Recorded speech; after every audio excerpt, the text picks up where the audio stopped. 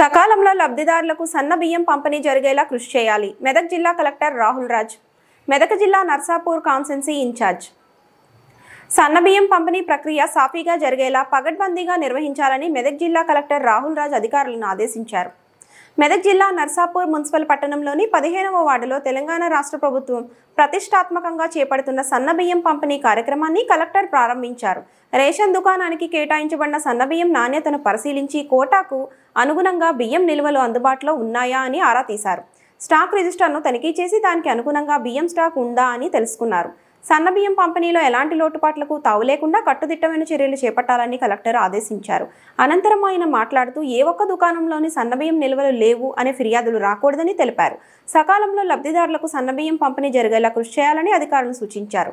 ఈ కార్యక్రమంలో కలెక్టర్ వెంట ఆర్డీఓ మహిపాల్ రెడ్డి, తహసీల్దార్ శ్రీనివాస్, మెదక్ జిల్లా రేషన్ డీలర్ల సంఘం అధ్యక్షుడు ఆనంద్ కుమార్, పంబాల భిక్షపతి, ప్రజాప్రతినిధులు, ప్రభుత్వ అధికారులు తదితరులు పాల్గొన్నారు.